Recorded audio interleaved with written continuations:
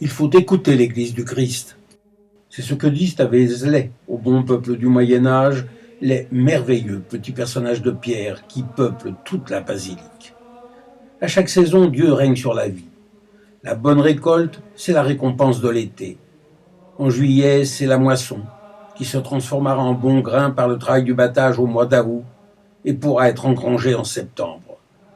C'est ce que promettent les signes du zodiaque qui enserrent le tympan du narthex, avec de bons conseils pour chaque mois de l'année. En janvier, pendant qu'il fait froid, un homme peut couper le pain que la moisson lui a donné.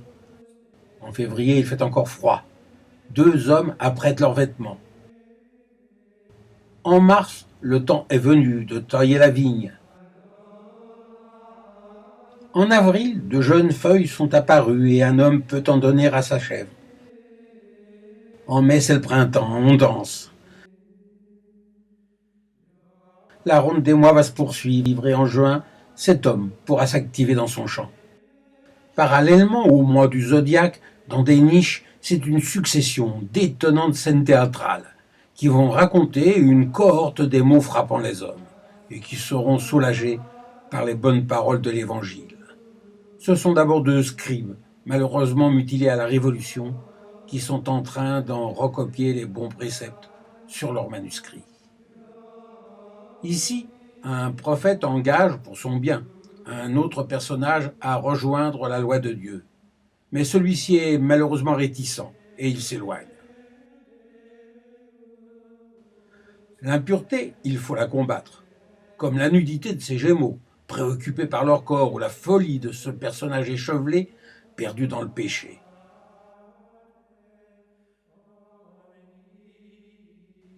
Soutenu par la parole divine, l'aveugle, lui, accompagné de son guide, et le sourd, qui tend l'oreille pour écouter son voisin, pourront crier de joie. Ici, le visage du Christ est sévère, il vaut mieux l'écouter. Et la chaîne des évocations malheureuses se poursuit. C'est un bossu dont on caresse la bosse, et un homme privé d'odorat qui baise la main de sa femme.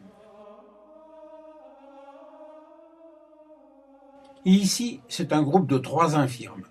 La jambe de celui de droite chancelle, celui du centre, affublé d'un pied beau, s'appuie sur sa canne, et celui de gauche cache une main absente sous son manteau.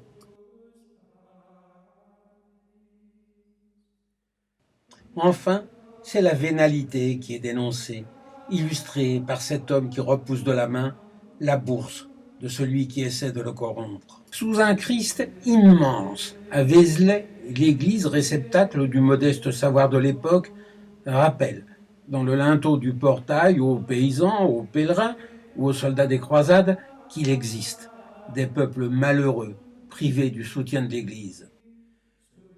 Les Scythes, un peuple barbare confiné dans la vie sauvage.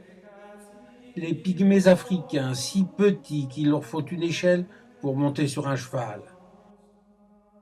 Les géants que l'on croit habiter dans l'Inde et qui sont beaucoup plus grands que leur cheval. Les hommes à grandes oreilles dont parlent les récits anciens.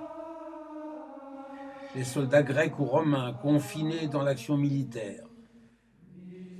Ou encore les peuples païens de l'Antiquité offrant un sacrifice à leur Dieu. Au-delà du narthex, on peut admirer l'impressionnante nef romane du XIIe siècle, mais ce sont encore les merveilleux petits personnages de pierre qui nous la font vivre, avec les messages qu'ils veulent apporter au peuple inculte du Moyen-Âge. Ils se succèdent sur les chapiteaux et ne sont pas seulement religieux. Dès l'entrée, c'est le péché qu'il faut combattre, la luxure qui réjouit le diable. C'est la femme, représentée ici, tenant son sein droit et habitée par un serpent, qui est tenue pour responsable. La luxure est envahissante. Elle poursuit même les moines et les monastères. On voit sur ce chapiteau saint Antoine, qui s'est réfugié dans le désert pour prier, assailli par 2 diables qui lui présentent une femme.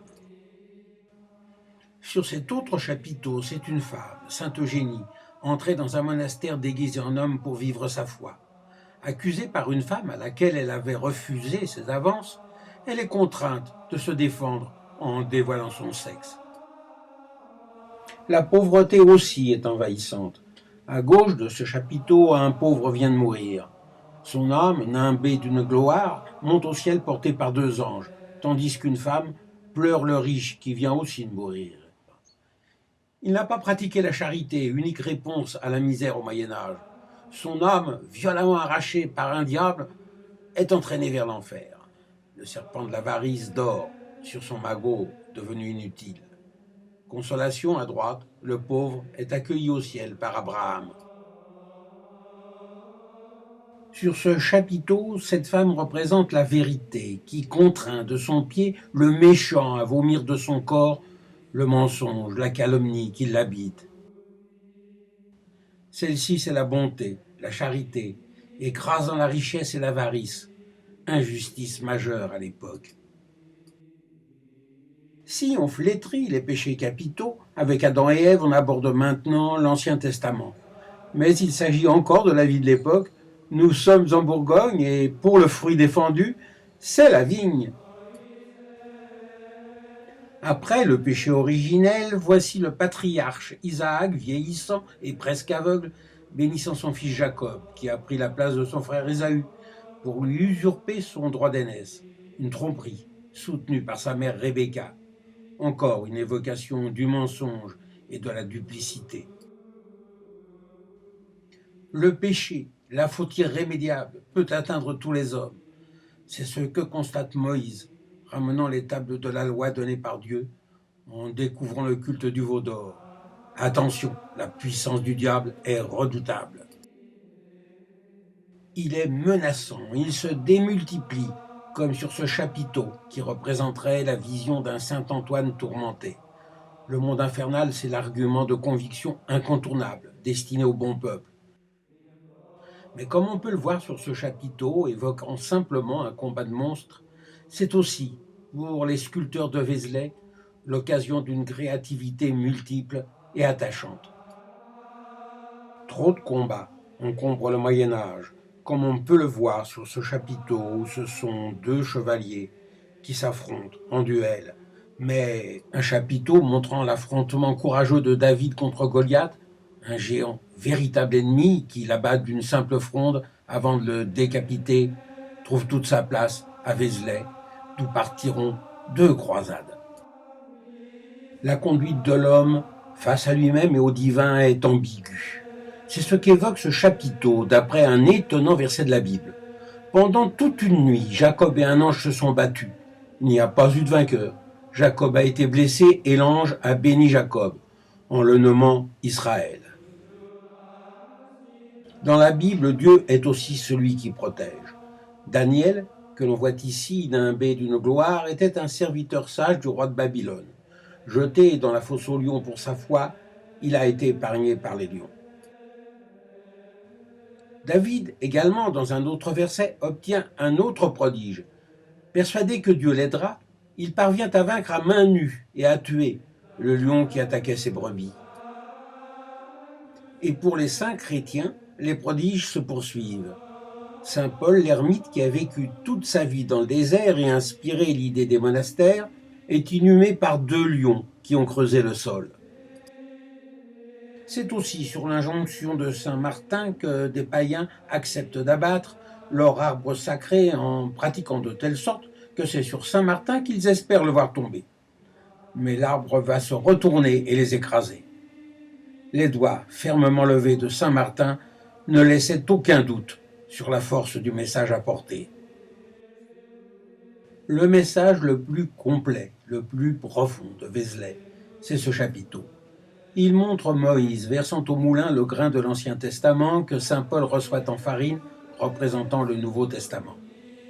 La richesse artistique et l'équilibre de l'œuvre l'ouvrent à une multitude d'explications symboliques qu'il possède peut-être.